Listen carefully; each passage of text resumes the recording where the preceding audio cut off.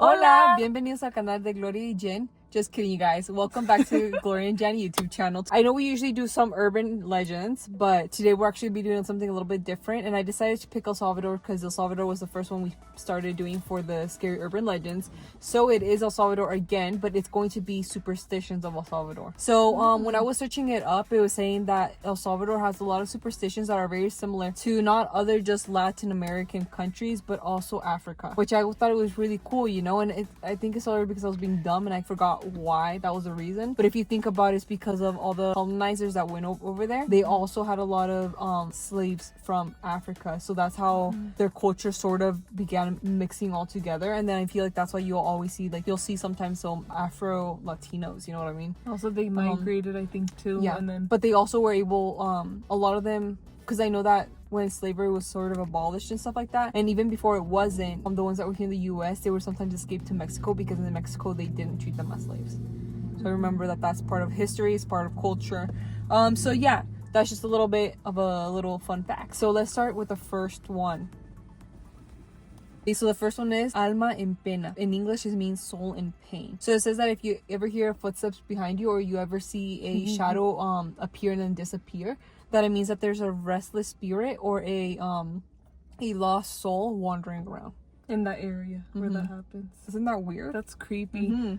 That is scary to hear. And they say that usually people will automatically like start praying, or they'll say like specific phrases that they feel like it's gonna make these spirits like go away. Yeah.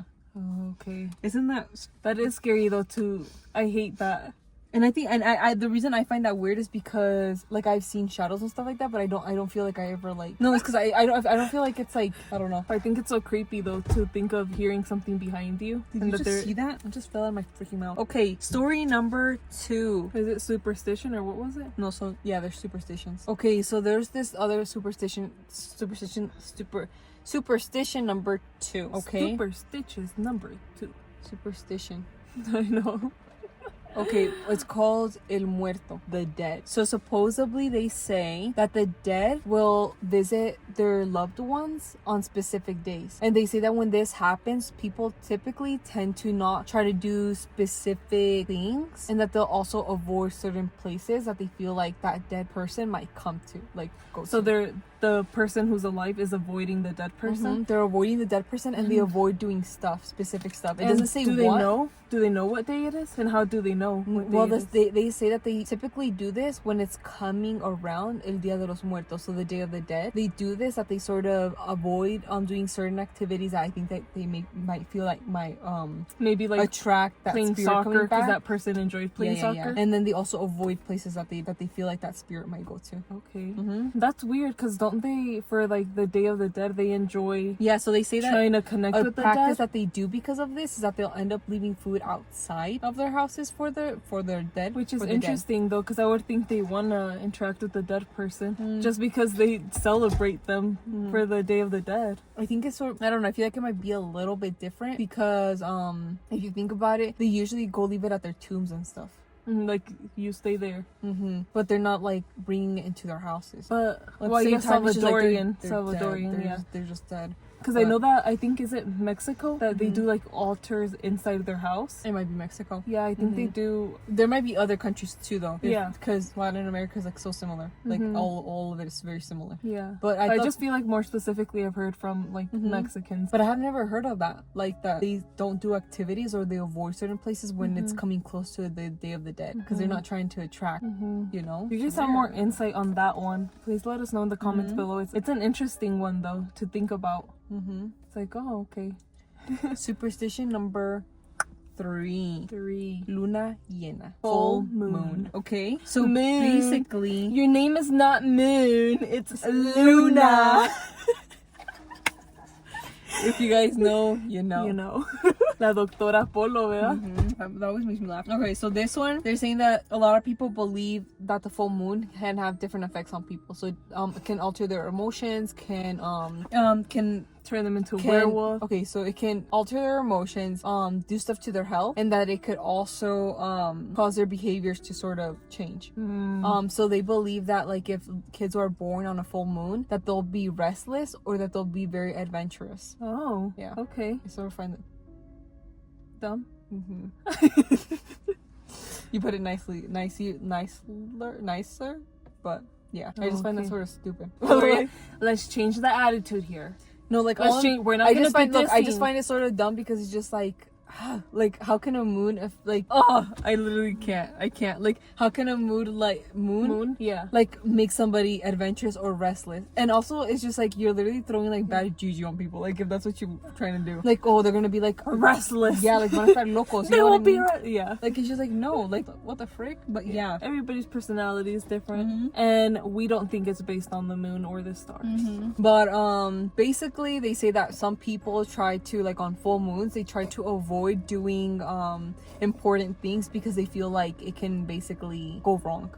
So if they're gonna have a big decision to make, they try not to make it on a full moon or when it's coming near to being a full moon. That reminds me, as you guys know, both of our parents are Salvadorian. Yes. My mom did say that her mom, oh my god, yeah, believed that you shouldn't or should cut your hair. No, that you shouldn't because your hair won't grow. Basically, she believed that you shouldn't cut, not my mom, but my mom's mom. Yeah. So my grandma. She said that she would believe that you shouldn't cut your hair in a full moon because then your hair wouldn't grow. And so that kind of connects to that they don't like doing things in the full moon. So this one, we actually have a real life, testimony.